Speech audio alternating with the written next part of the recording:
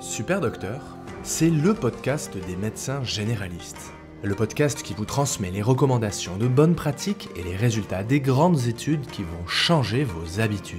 Super Docteur, c'est la découverte de méthodes de soins innovantes et des interviews de soignants inspirants qui boosteront votre motivation.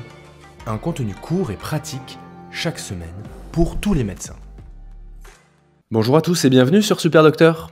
Vous le savez, les médecins généralistes sont souvent sollicités pour établir un certificat de décès. Nous pouvons en effet être appelés dans différentes situations, et certaines d'entre elles méritent notre plus grande attention, comme nous allons le voir aujourd'hui, la bonne reconnaissance des homicides, qui passent très souvent inaperçus lors de notre examen. Mon invitée cette semaine s'appelle Anaïs Guillaume-Crane. Elle est externe, elle a fait de la criminologie et de la criminalistique avant d'entamer des études médicales, et elle a signé un article intitulé « Rôle du médecin dans la détection des homicides » dans l'excellente revue du praticien version médecine générale du mois de mars. Je vous propose donc de voir avec elle comment bien distinguer un homicide d'une mort qualifiée de naturelle. Et vous allez, j'en suis sûr, apprendre avec mon invité plein de choses utiles pour la bonne rédaction de vos certificats de décès. Bonjour Anaïs. Bonjour Mathieu. Je te remercie beaucoup d'avoir accepté mon invitation. J'ai pris connaissance de ton article qui est passionnant. Est-ce que tu veux d'abord nous expliquer pourquoi avoir écrit et publié un tel article ? Alors, parce que du coup, dans le cursus de criminologie puis de criminalistique que j'ai effectué avant de faire médecine, j'ai rédigé des mémoires de recherche sur les homicides complexes. D'abord les cold cases, puis les homicides non détectés. Donc un homicide non détecté, c'est un meurtre ou un assassinat qui est maquillé en mort naturelle, en accident ou en suicide. J'ai effectué également un stage avec le service central de renseignement criminel de la gendarmerie sur cette thématique. Et en fait, je me suis aperçue que les médecins, en particulier les généralistes, avaient vraiment un rôle capital à jouer dans la détection de ces homicides. Il y a une étude belge de Bottier et Lefebvre qui estimait qu'il y a 10 à 15% d'homicides qui seraient pas détectés. Une étude suisse de Jakowski qui estime que ce pourcentage pourrait monter jusqu'à 50%. Donc en fait, les médecins, en tant que primo-intervenants, c'est vraiment un rempart pour la détection de ces homicides et je me suis dit qu'il fallait impérativement sensibiliser à ça parce que c'est vraiment quelque chose qui est pas très connu au sein des professions médicales. Mais oui, j'ai appris ça avec ton article. Moi qui ai déjà fait plusieurs certificats de décès, je me suis jamais posé la question du fait que ça soit éventuellement un homicide, c'est-à-dire un meurtre ou un assassinat. Et en fait, il faut se poser la question quand on examine un corps. Exactement. En fait, l'examen physique du corps, il est primordial et ce qui est assez dommage, c'est qu'il y a trop de médecins qui refusent d'examiner réellement le cadavre en considérant soit que c'est pas de la médecine, soit que c'est strictement le rôle de la médecine légale. Or, on le sait, la plupart des certificats de décès, ils sont réalisés par des médecins généralistes. Donc, il y a des choses basiques à faire, en fait, que tout médecin peut faire, comme déshabiller le corps intégralement, le retourner et faire une inspection minutieuse des téguments, voir s'il n'y a pas de plaies, etc. Ce qui est intéressant aussi, c'est vraiment de regarder au niveau des bras, voir s'il y a des lésions de défense ou de préhension qui pourraient du coup faire suspecter l'intervention d'un tiers. En fait, même si le médecin généraliste, il n'est pas forcément à l'aise avec cet exercice, qui est compréhensible parce qu'on est peu formé à ça dans les études médicales, ça doit vraiment faire partie intégrante de la pratique. Et autre chose, les rapports peuvent être parfois tendus avec les forces de l'ordre, puisque parfois quand on demande de faire des certificats de décès, ça sera en présence des gendarmes ou des policiers. Et les enquêteurs peuvent avoir parfois tendance à mettre un peu la pression au médecin et à orienter en fait sa rédaction du certificat. Or, les forces de l'ordre ne sont en aucun cas habilitées à faire ça, c'est vraiment au médecin et à lui seul de le remplir et donc d'en porter les conséquences qui vont avec. Ok, donc seul un médecin est habilité à examiner un corps. On l'examine entièrement nu, on examine bien les bras, comme tu viens de le dire, on essaie d'avoir un petit peu de bon sens, de se poser la question de ce qui s'est passé, on regarde s'il y a eu des marques de défense, peut-être de combat. On essaie de ne pas se laisser influencer par les personnes sur place. Et à quel moment il faut penser à un éventuel homicide non détecté ? Est-ce que ça touche des populations particulières ? À quel moment il faut se poser cette question ? Alors, on a 3 grandes catégories de populations qui sont particulièrement touchées. Tout d'abord, les femmes, parce qu'il y a vraiment un lien étroit entre homicide non détecté, modification de la scène de crime, et les violences conjugales. En fait, le but de l'auteur, quand il modifie la scène, ça va être vraiment de ne pas être considéré comme suspect. Or, souvent, c'est au conjoint qu'on s'intéresse en premier lieu quand il y a un homicide. L'intérêt du coup, dans le cadre de l'homicide conjugal qu'on appelle aussi uxoricide, c'est d'avoir en fait recours à cette technique de maquillage pour l'auteur pour ne pas être appréhendé. Donc vraiment, décès de femme, ça demande déjà une première vigilance. D'autre part, les âges extrêmes de la vie, que ce soit les nourrissons, on peut assez facilement maquiller une mort subite du nourrisson. En fait, entre un bébé secoué et une mort subite, c'est pas toujours évident de faire le diagnostic, surtout sans imagerie.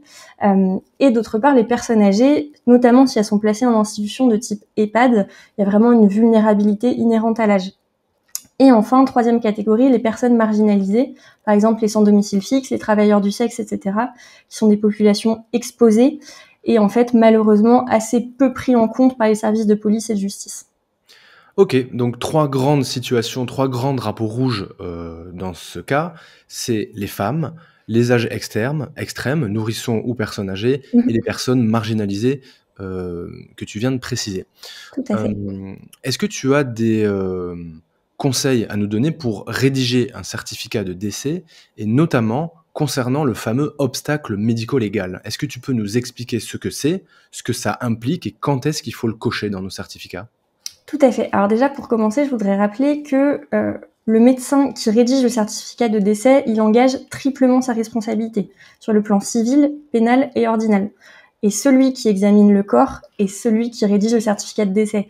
Au CHU, on le sait, c'est rarement respecté, hein, c'est souvent les internes qui font ça sur leur garde et le chef qui signe le lendemain. Il ne faut pas faire ça. C'est votre responsabilité qui est engagée. Donc, si vous signez un certificat, c'est que vous avez examiné vous-même le corps. Très important. L'obstacle médico-légal, qu'est-ce que c'est? C'est une petite case sur le certificat qui peut tout changer. On est censé le cocher pour toute mort suspecte, évidemment, mais aussi violente. Et par violente, j'entends pas seulement les homicides, mais aussi les suicides et les accidents. Ça, dans les faits, c'est très peu le cas, c'est très peu respecté. Et enfin, les morts inattendues. Par exemple, un décès d'une personne assez jeune, voilà. Ça débouche pas nécessairement sur une autopsie, ça c'est une croyance qui est fausse mais assez répandue. C'est vraiment le procureur de la République, donc qui est un magistrat, et à lui seul de déterminer les suites à donner. Souvent, en fait, en réalité, l'obstacle médico-légal, il sera levé sans plus d'investigation. Sinon, le magistrat peut également décider un examen externe du corps, et plus rarement une autopsie. En revanche, ce qui est vrai, c'est que l'obstacle médico-légal, quand on le pose, ça suspend automatiquement les opérations funéraires, donc on ne peut pas inhumer la personne, il n'y aura pas de soins de conservation post-mortem, et ça place d'office le cadavre à disposition de la justice. Voilà. Pourquoi c'est important? C'est parce que du coup, si le médecin ne coche pas cette petite case, il peut y avoir une inhumation, et si c'était un homicide, on aura une déperdition de preuves, voire une déperdition totale de preuves s'il y a une incinération. Voilà. Donc, pas de preuve d'homicide, il y a un risque de récidive et un auteur qui peut ne jamais être condamné. Donc, pour résumer, on coche la fameuse case de l'obstacle médico-légal quand on a un doute sur la mort du corps qu'on examine en cas de suicide, d'accident ou de mort violente. Tout à fait. Même si on est persuadé que c'est bien un accident ou un suicide, on doit quand même poser l'obstacle médico-légal. Très bien. Est-ce qu'il faut statuer sur le délai post-mortem? Est-ce que c'est obligatoire et comment on fait? Alors je dirais que c'est pas une obligation. Effectivement, sur le certificat, on doit essayer de dater au mieux le décès. Parfois, dans les faits, on sait que ce n'est pas possible, en fait, selon l'état d'avancement de putréfaction du corps, on ne peut pas. Il faut vraiment que le médecin fasse au mieux en réunissant un faisceau d'arguments, en fait, de signes positifs de la mort qui sont les lividités, la rigidité, la décroissance thermique, puis les signes de putréfaction. Alors c'est pas comme dans les experts à la télé, on peut pas avoir une précision à la minute près. Ce qu'il faut, c'est vraiment essayer de donner un ordre d'idée le plus précis possible, mais on sait bien que plus le décès est avancé, plus il est ancien, moins on pourra donner un horaire précis. Donc voilà, essayez vraiment de faire au mieux. On peut avoir parfois des disciplines qui peuvent aider, je pense notamment à l'entomologie, donc qui est la science des insectes. Ça peut aider à dater en fait en termes de semaines et de mois, voilà. Donc pas hésiter à faire appel dans ce cas-là à la police ou à la gendarmerie qui sont les experts dans ce domaine-là. Très bien, merci Anaïs.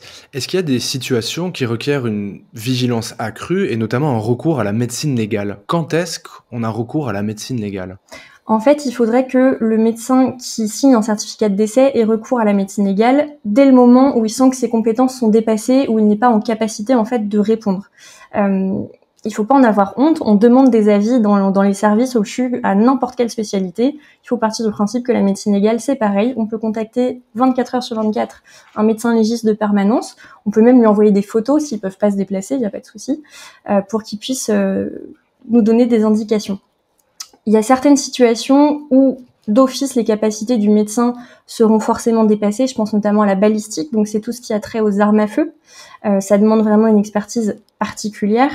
On peut avoir aussi tout ce qui est décès toxiques, qui est très difficile à travailler parce que voilà, on n'a pas forcément le réflexe de toujours faire des prélèvements de cheveux, d'urine, de sang, etc. Mais ça, voilà, faut pas hésiter à en faire dans le doute et puis à demander une expertise après au laboratoire du CHU. Voilà, il y a plein de situations un peu ténues. Voilà, toujours se poser la question aussi d'aller plus loin que ce qu'on voit. C'est pas parce qu'on retrouve un corps dans l'eau que c'est nécessairement un noyé. La noyade, elle peut être hantée ou post-mortem. Voilà, donc il y a beaucoup de situations comme ça. Ce que je conseillerais, c'est de pas hésiter à avoir recours à l'avis du médecin légiste qui pourra déterminer si oui ou non une intervention in situ peut être bien ou non. Très bien. Et puis je crois aussi qu'un magistrat est toujours de permanence et joignable 24 heures sur 24. Tout à fait, exactement. Est-ce que c'est à nous de le joindre? Est-ce qu'on est appelé parfois à joindre un magistrat? Tout à fait. Il faut pas hésiter à joindre le magistrat de permanence pour discuter avec lui un peu de la situation. Et dans tous les cas, si vous êtes amené à joindre le magistrat, très souvent, c'est qu'il y aura déjà des forces de l'ordre sur place. Et voilà, le contact peut se faire également par ce biais-là. Très bien, je te remercie infiniment Anaïs. Est-ce qu'on a oublié des choses dans l'article que tu as publié dans la revue du praticien que tu souhaiterais rajouter? Je pense qu'on a dit l'essentiel déjà si les médecins peuvent penser un peu plus à cette situation. Rien que le fait de savoir que ça existe, en fait, je pense que c'est déjà pas mal. J'aimerais bien faire quand même un petit appel du pied pour ceux qui font les programmes scolaires en fait et universitaires.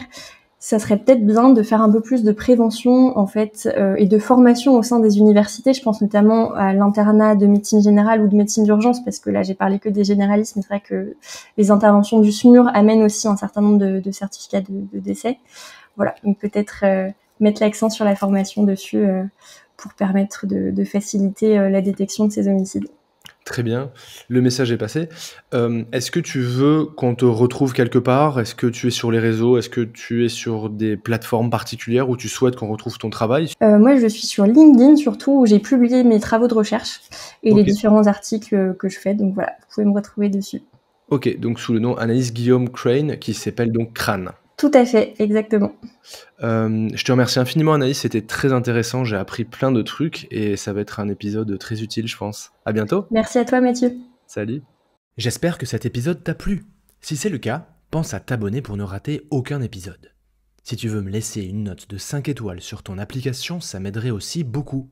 Tu peux également rejoindre la newsletter afin de recevoir une fois par mois un mail dans lequel je te transmets plein de contenu pour la médecine générale. Enfin, tu peux participer financièrement sur la cagnotte Tipeee. Toutes les ressources sont dans les notes de cet épisode. À bientôt!